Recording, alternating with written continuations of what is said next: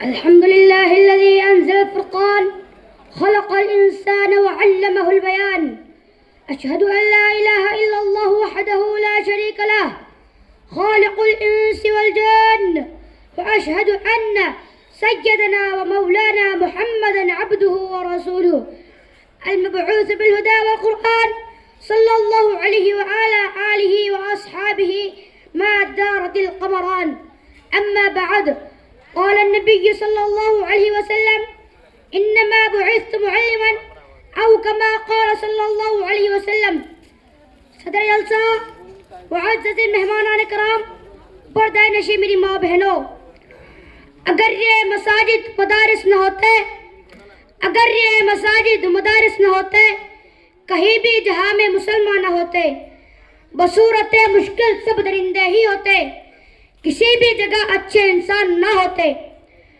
مدرسے کی تاریخ کا ابتدا ادھر سے ہو گیا تھا جب رب کائنات نے وعلم آدم الاسماء کلها کے ساتھ مدرسے کا افتتاح عرش معلی پر کیا. جب آدم علیہ السلام زمین پر آئے تو مدرسہ بھی ساتھ آیا.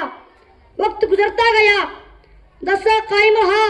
وادی مکہ میں قصر نبوت کی تکمیل کا وقت آیا تو کائنات کے معلم کو نبوت کا علم غار حرا میں پڑھایا گیا. پھر آپ نے بعثت معلما کا اعلان فرمایا. اعلان فرمانے کے بعد مکہ مکرمہ میں مدرسہ دار الارقم بنا. جب وادی یثرب پہنچے تو سب سے پہلے صفا کے نام سے مشہور ادارہ کا قیام عمل میں آیا. پھر صحابہ کے مبارک دور میں مدارس کا سنہرا دور آیا. ہر طرف مدارس ہی مدارس قائم ہوئے. کہیں جامعہ عبداللہ بن عمر، کہیں جامعہ عبداللہ بن مسعود، کہیں جامعہ عبداللہ بن عباس، کہیں جامعہ ابی بن کعب، کہیں جامعہ علی مرتضی، کہیں جامعہ زید بن ثابت رضوان اللہ علیہم.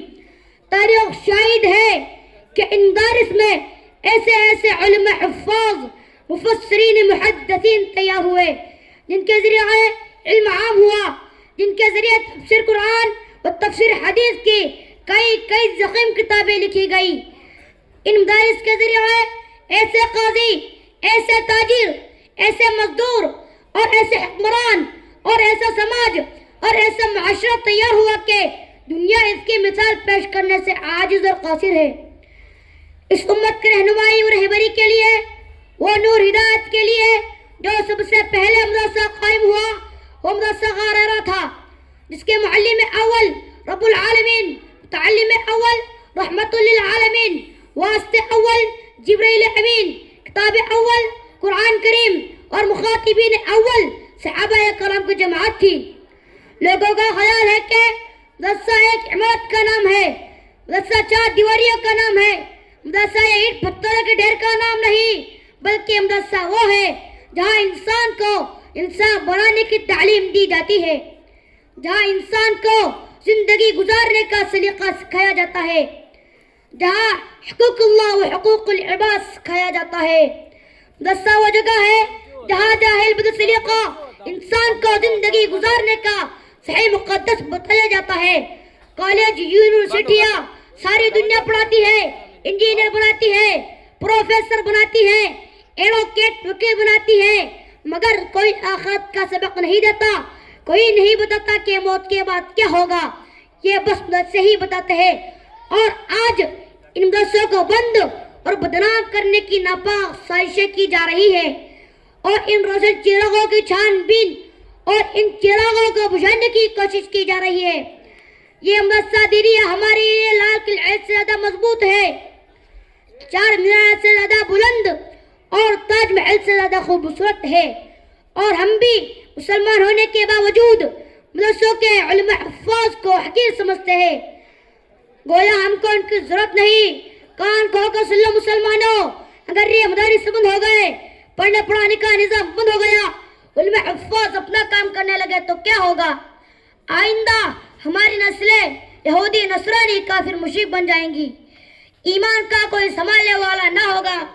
علم نبوت کی ایک سہری کڑی مدرسہ ہے جہاں سے مذہب ملتا ہے، صحیح قائم ملتے ہیں، ہمارے بچوں بچی کی تعلیم و تربیت ہوتی ہے. اس لیے ان مدارس مکاتب کی حفاظت کی ذمہ داری ہماری ہے کہ اپنے حلال کمائی کا پیسہ چندے کی شکل میں ان مدرسوں کو دے کہ آپ کا پیسہ آنے والی نسلوں کے لیے ہدایت کا ذریعہ اور آخرت میں عزت کا سبب بنے گا.